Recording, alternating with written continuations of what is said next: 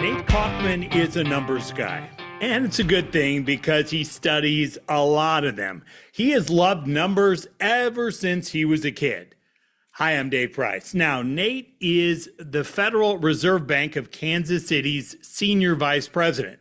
He has been with the KC Fed for more than 14 years, and he's also the Center for Agriculture and the Economy executive director. So he's paying close attention to what is happening in ag. Now, we caught up with him as gas, diesel, and fertilizer prices are all climbing following the U.S. military strike on Iran. A lot of dynamics to keep track of, a lot to discuss. Nate, it's good to connect with you. Thanks for joining us. How are you? I'm doing well, Dave. It's good to visit with you. Hey, talk a little bit about your background. How'd you get to where you are?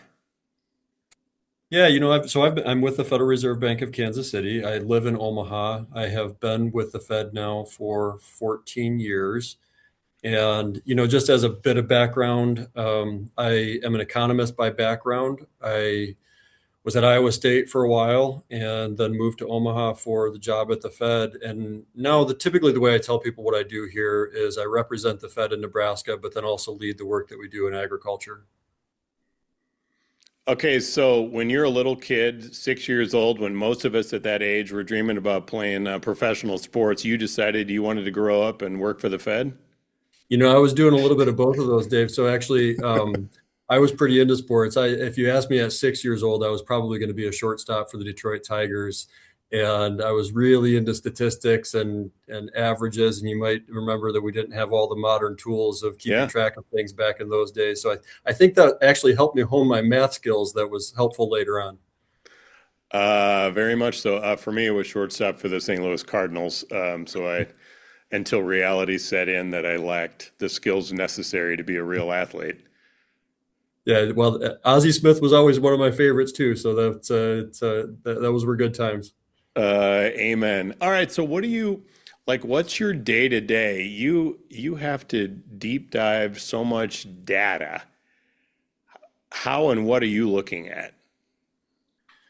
So one of the things that we need to make sure at the Fed is that what we're providing in terms of information that would be useful for policy discussions is taking into account as much data as possible, of course, but then also trying to give a sense for what that environment might look like going forward. And the reason I say that is because there's a couple things, just if you think about the big buckets of what we do. Of course, we have a lot of data, and that's numbers, that's government reports. Some of it is data that we collect and manage on our own. But some of that is also visiting with producers, visiting with business owners, and getting their sense of what some of the things are that are driving their decisions. Because in some cases, what we will hear from them might be some things that we actually don't yet see in data, and it's going to show up at some point. So it's a combination of things. It's both data and all of the models and tools that economists might use, but then also sitting across the table from someone and asking questions that helps give little bit better sense of the here and now. I've talked to some folks who say maybe one of the downsides is some of the federal data that we get is that it can take so long to compile the deep level stuff that you may get a new report, but it might be from data from a year, 2 years, 3 years ago, those kind of things. So how do you take that into consideration where you might see something that's, while there's a lot of depth there, there could be some trend that is vastly changed. Yeah, so data is obviously really helpful, but it's also oftentimes backward looking and, as you noted, subject to revision. And that's because of all of the technical requirements of what it means to actually collect and process data, and you're always learning new things. And I guess it would be on that point, our goal would always be to try to take in as much information as we can, ultimately to try to learn as much as we can to then describe the environment to policymakers and to the public for that matter. So it is both. It's not one or the other. We have to rely on that data that might contain a lot of depth, but be in some cases a bit dated, and then combine that with things that we're learning and observing, and ultimately learning from others too, that might be a little bit more current. All right, so you're wrapping up 2025 and you're looking ahead to 2026, and then you've looked at all kinds of data and models and trends and all those kind of things, and then the U.S. goes to war with Iran, right? There's no way you knew. Maybe you're a genius. Maybe you knew this was going to happen, but for most of us, we did not know. Despite the ongoing tension there, we didn't know we'd see what we did. So now we've seen prices just shoot up so quickly, right? And now we're 2 months into this thing as we talk to you. So as you assess what's ahead, how much of a weight is that? And in particular, how do you see that impacting ag?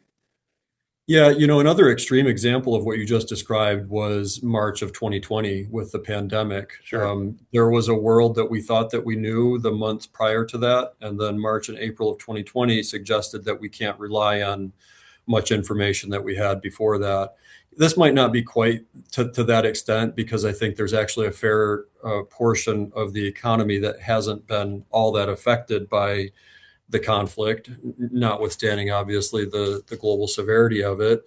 So I think that there too, you try to look at some of the underlying trends and understand what are the things that are unlikely to change. And then you look at those things that have the potential to be dramatically different. So when you're looking at specifically the conflict in the Middle East, it's anything that's connected to energy. So then you need to understand, okay, what are those connections? Where might they be? And then you start tracing out effects on fertilizer or logistics and shipping and volatility in the market.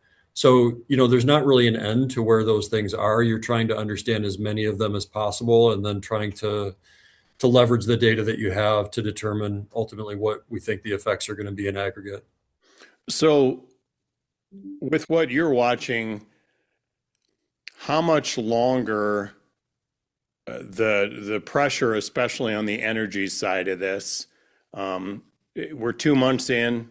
How much longer before this really becomes a weight that's going to have significant downside effects in ag as we go forward in 26?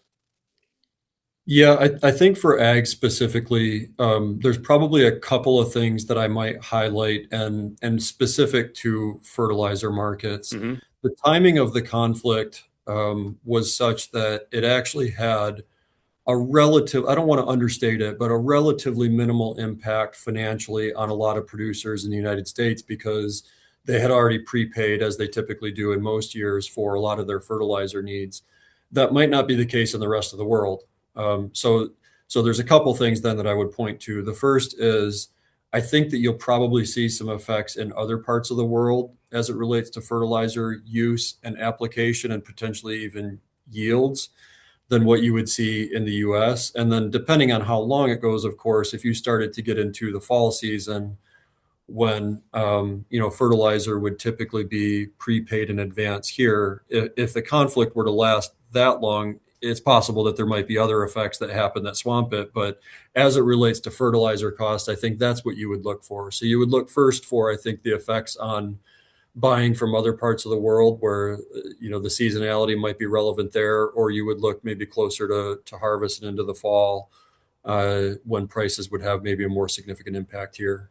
And as you know, we see that even within our country, maybe we're shielded from it a little bit here in the Midwest with row crop as they already had pre-bought for the year, but maybe our friends in the Southeast don't have that same kind of benefit just the way the calendar works out. So that if this can end then, sometime early summer, and of course we're talking in May already. I mean, we've got to get some kind of pressure relief on the overall fertilizer market, though.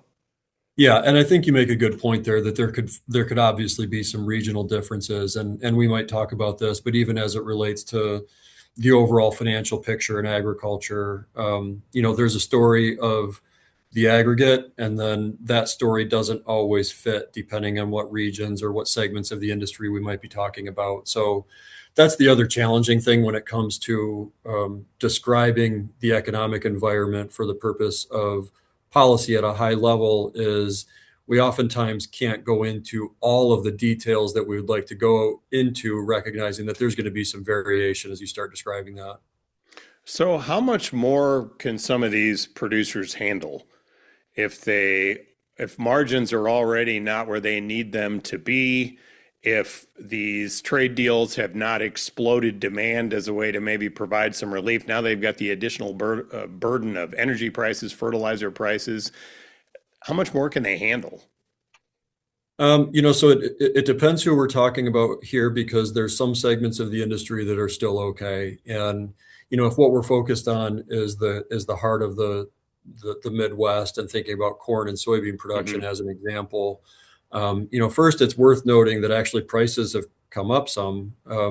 Some of that I think is there is a little bit of correlation that you see in ag commodities with some of the other commodity space, and energy tends to have that effect. So there have been some selling opportunities a little bit lately.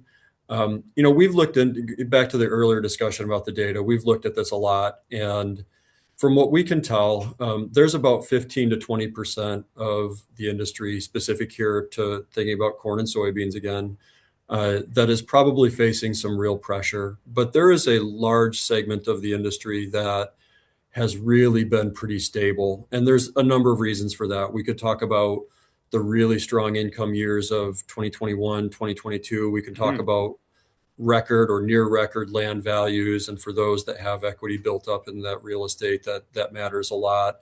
So there has been a lot of capacity to be able to withstand some of this short-term pressure. And then, of course, you have the government payments that are added to that. So once again, it's not to diminish the challenges because they're there. And I think as producers talk about those challenges, what I hear is concerns about the trajectory. Yes, there are concerns about here and now, and of course with the sharp reduction in profitability. But I think a lot of the concern is what does this look like in 3 years? Because we can't yet see what this looks in any way that's substantively different from where we're at right now. The In light of all of these factors, what do you make about these headlines that we read about? Farmers are getting older and their kids, grandkids are thinking, man, I don't want any part of this. What kind of impact does that have as you try to gameplay what's ahead? Yeah, so I do think one of the trends that we've followed for a long time has been consolidation, and that's sometimes a sensitive word. I think that people have feelings about it, especially as it relates to thinking about people being on the farm. Hmm. It's not uncommon that we've seen specialization in other industries. It might be that someone's not necessarily involved in agriculture by being on the farm as they might have been a couple of decades ago, but I would push back on that a little bit in that there's a lot of opportunities to still be involved in agriculture. It might look very different. It might be technology based. It might be something that's connected to services that's a bit more specialization. The industry itself has expanded. So while some of that has meant farm consolidation as farms have just gotten bigger and more sophisticated and at larger scale, it hasn't necessarily meant that there aren't still opportunities in some fashion to be involved in ag. What has allowed farmland values, largely speaking, to maintain their value and then in many places actually continue to appreciate? Yeah, I think there's a few things. The first is once again I don't know that I can overstate just how strong incomes were in 2022, and it was really a few years, starting in 2020 and then going through 2022. So that's one of them. Just really really strong years as it relates to profitability. There's some places where the strength in the livestock industry and cattle specifically is supporting land values. We see that in our data, which is a region that has a good amount of cropland, but then also a pretty sizable region of ranch land as well. And so we see that reflected. The economy itself. So when we talk about what's happened the last few years in the broader U.S. economy, there's been a lot of ups and downs and things that people would point to as really big risks and uncertainties. But yet, despite all of those things, the U.S. economy just continues to grow, and so that's been reflected in terms of strength in the labor market and opportunities for people to earn income if it might be off the farm. You look at the stock market, and it's still at or setting new records. So there's a number of things that can go into farmland values, and I think all of those are part of it. Government payments probably part of that too. I don't know that it necessarily goes when those payments are distributed. They don't necessarily go directly to the purchase of farmland. Sometimes, a lot of times, they're used to pay down debt, but it also is something that supports the strength overall in farm real estate. So as you're looking at things, can you see appreciation continue? Or do you, because some folks think we may have to plateau for a little bit here, do you see a plateau in value, land values? Um, we've been at a little bit of a plateau the last couple of years. There Hmm. hasn't been the same kind of gain that we saw in 2021 and 2022. And that would be similar if you looked at some other markets. I mean, even housing for that matter has not been appreciating anywhere near the extent that it had from 2020 to 2022 or three. So, it's not that values aren't necessarily declining in large amounts, but they're also not increasing at the level that they had been. There can be some nuance to that. Back to the discussion earlier about regional or industry specific differences. Uh, Part of the challenge is if you were just calculating what the value of that land might be based on the crop that it produces, it may seem as though things are quite elevated. But there's lots of reasons that people buy land that are sometimes hard to put into that model that's only based on the value of production. And I think once again, some of those other factors are probably the things that are supporting it. How much do you look at the strain on smaller communities, and obviously this is where we find a lot of this farmland, where as we've had fewer people, frankly, necessary for these larger and larger farming operations, and in many of these family farm setups, you may have to have one or both. If you have a married couple, one or both have to work off farm for income, especially if they're on the younger side or they need benefits or whatever their reasons are. But without the overall strength of other areas, if you will, whether it's housing or other income opportunities or just kids growing up and leaving the farm, how much of a factor is that as you look forward to, will that hold down the potential of growth if you don't have that kind of other infrastructure there? I mean, it has the potential to in certain places, of course, where ag might play an outsized role. And the region that we cover here at the Kansas City Fed, so it's 7 states, the middle of the country. Nebraska is a good example. We have some parts of the state that are highly rural Hmm. and largely dependent on agriculture. And if it's not just the production of farm commodities, a lot of times it would be manufacturing that's connected to agriculture or transportation and logistics or some other services, banking. There would be a number of things that are connected to ag. So I think in those cases, if there were to be a prolonged stretch of some challenges, I do think that there would be some pressure on those areas too. And some of those rural places, as we know, are also facing challenges of just other things like healthcare and Hmm. childcare and housing in general. So it's not just there's not just one issue there, but definitely I think that the environment in ag is going to weigh more on those places that have a pretty heavy concentration. You mentioned labor a few times. What about this change in immigration policy, in deportations, in allowing in fewer people, in various legal aspects of this? I mean, how much of a detriment could that be on the labor supply? Yeah, so we're in an environment that if you listen to Fed officials talk sometimes, a lot of times what they'll say is that the labor market is still pretty strong, but there's some nuance to it in that it's described as a low hire, low fire environment, which means that unemployment rates are still pretty low, and Hmm. even in rural areas, they're pretty low. But we're not adding a lot of jobs either. And I think that part of when you look at those numbers and try to parse it out, to the question about immigration, I think what that ultimately has meant is we just don't have a lot of increase in labor supply. So at least part of the reason that we might not have a lot of job growth right now is we just have fewer people available to take them. It doesn't necessarily mean that there aren't those opportunities there. So I think that's one of the reasons that the unemployment rate has still been relatively low, and there are some of those opportunities. But again, that will also have an impact on industries that do rely more heavily on immigration. So you can imagine that there might be some industries where things are more challenging if they just can't find the people they need to do the tasks. So, do you see that that will just increase pressure on a greater reliance on technology to overcome? Yeah, I mean, I do think that this is not a new topic, by the way. This is the question about labor scarcity. I've been with the Fed for 14 years, and I think that I started hearing that probably in 2015 or 2016, Hmm. and it was specifically on long haul truck drivers. That's where I was really hearing a lot of it back then.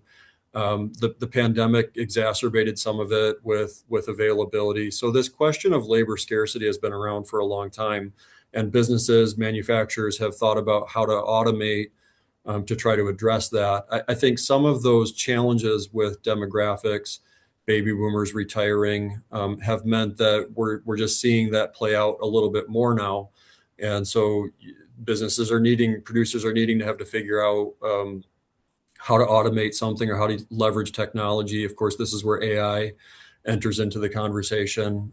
Just recognizing that it's harder and harder to find people with the specific skills that might be needed. We're talking to you in early May. What are you seeing in the farm credit sector? Credit quality actually in aggregate looks pretty good, but there is some nuance to that, and you're seeing, of course, a little bit of pressure in that segment of the row crop industry. And I've mentioned corn and soybeans, but if you go further south, cotton and rice have been especially pressured as it relates to profits and some of the financial challenges there. When we look at data on problems that farmers may have repaying loans, we actually don't see a lot of it there yet. There are some specialty crops out west. We've heard some about pecans and some of the tree nuts in California, for example, that are facing some pressure there. So we haven't necessarily seen it in outright defaults, but again, I think that this goes back to what we're talking about before as it relates to farmers feeling concerned about the trajectory. And if things were to stay at this level for a couple of years, we probably would see some modest increase in overall financial pressure. How important would another sizable government payment play in all of this? Um, so there have been a number of government payments over the past, call it 5, 6, maybe even 7 years. And each one of those, I think, has probably allowed producers to get closer to break even if it may have happened at a time when the profitability just really wasn't there. In 2018 and 2019 is what we talked about as the market facilitation program. And there were some trade disruptions that were happening at that time. The challenge with these payments, even if they may mitigate some of the near-term stress, is that they're not necessarily changing the longer-term outlook. So some of those payments will end up just keeping costs elevated for a longer time than they may otherwise have needed to be, or we may not see a reduction in the number of acres produced because there's just enough to get through another year. These are really hard topics. They're hard conversations, but I think that the concern with the payments is whether or not they're fundamentally changing the longer term outlook of supply and demand in agriculture. You you talk very measured about the factors you look at, and you mentioned that you look at a lot of data. You have anecdotal where you're connecting with producers. You are the complete opposite of the modern social influencer, social media influencer, who just freaks out about anything. But has there been anything like in the last 3 to 6 months when you collect some new data in whatever form? Do you ever have a holy crap moment? Is there anything where you're like, wow, that is a huge change? I think that there have definitely been some large scale geopolitical events. And once again, and this is going to be, I'm sure will be obvious to everybody, but in March and April of 2020, we had no idea where this was headed. And there were forecasts of economic growth falling to the levels that nobody had seen since the Great Depression. Those would have definitely been moments of, really trying to understand, I'm not sure where this is going. You could look at the conflict in the Middle East right now, though, and say this is also somewhat unprecedented. The shock that this has meant to the energy industry has not been something that we've seen before, even if you were to compare it to the 1970s in terms of the effect on production and the availability of oil and energy supplies. It hasn't really been reflected in prices to the extent that maybe it could have been. So there have definitely been some of those moments where it's really hard to see where something might be even 3 to 6 months from now, let alone 3 to 6 years from now, which is really we need to spend time thinking about that, because if the trajectory is going to look different, that's where it has to start, is with the longer term. You mentioned that energy could have been worse. Is that because people assume that this has to wrap up at some point, and this will not be a prolonged conflict that could drag out a year, 2 years, 3 years, or whatever? Is that what's helped us a little bit? I think that's generally what the market expectation has been, which is why what you see right now is a much higher cash price for oil relative to what the more distant futures contracts would show. So that what we would refer to as the price curve is suggesting that some amount of longer term resolution seems likely here, or that there's other supplies available. It really hasn't led to a lot of uh, new drilling for oil, which is why I think you see the pressure on near-term prices, but then ultimately markets expecting that there would be some resolution even 3 to 6 months out. I'd like to end with kind of a deep subject, but just for some context, I am particularly fascinated with our federal debt and probably the lack of many people's focus on it. And I probably have a bias there. When you grow up in a household with not a ton of money, you're sort of raised with the practice of you don't spend more than you're going to bring in the best you can help it, right? And I appreciate in ag sometimes that means borrowing money for big stuff, clearly, but there it's not obviously sexy for politicians to focus maybe as much on balanced budget because we want that sugar high, right? Like we want a big old tax cut or we want this or whatever without the ramifications baked in. We are seeing now the debt level compared to current GDP. Do you have any concerns about how this rapid growing federal debt that we are amassing, does that reach a point? We've been hearing people warn about this for years and years and years. When does this matter, or are we just such a ginormous country that we can absorb all of this? And I know that's a deep one to kind of end on, but Yeah, no, and I think the answer is probably somewhere in the middle of those two things. I think there was a fair amount of concern about the trajectory of debt 10 and 15 years ago, and that level is considerably higher now as a mhm. as a percent of GDP, even what it was back then. My own opinion, I think, is that oftentimes it's a longer term issue with things that are more front and center that typically take more of the focus and the attention, but it is that trajectory. There would be scenarios that long term, if that pace is not sustainable, that it ultimately would have an implication somewhere. And one of those places could come back to interest rates, and it could mean borrowing cost in some form. It could mean economic growth in some form. We don't know where all of this potential productivity boom goes with AI, so it's Mhm. complicated with that in terms of where you're making investments, because to your point, there are times where you would spend more than what you have to make an investment if you thought it was really going to pay off in the long run. So it's probably a complicated in between, and I'll take that as a compliment earlier that I'm not the typical social media influencer. And to be honest, our goal at the Fed is as much as we can to try to do objective analysis, and that's not often going to, we try to make sure that that's not grounded in any kind of hyperbole or Mhm. sensationalism. It's really trying to look at what we see playing out in data and giving the best analysis we can. But unfortunately, do you ever get frustrated that that measured approach doesn't punch through? Because I think we are a society that is becoming increasingly addicted to these sugar highs and rage bait, clickbait headlines and all that. If you're trying to be the measured guy to be like, yeah, gas prices suck right now. Here's why it isn't worse than what it is, or whatever factor you're looking at. I mean, is that tough to get that out to people and to stay Yeah, out of politics?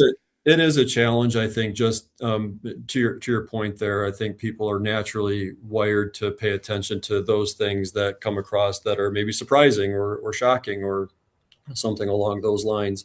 I think our goal is really to be a trusted resource and doing the work that we need to do to give good information for the purpose of policy discussion. So, I don't spend a lot of time worrying that I need to try to ramp up my influencer role there, because I think that there is very much a role for those that are giving that measured feedback. It might not always get the same kind of limelight as other things are getting, but I think we're generally okay with that.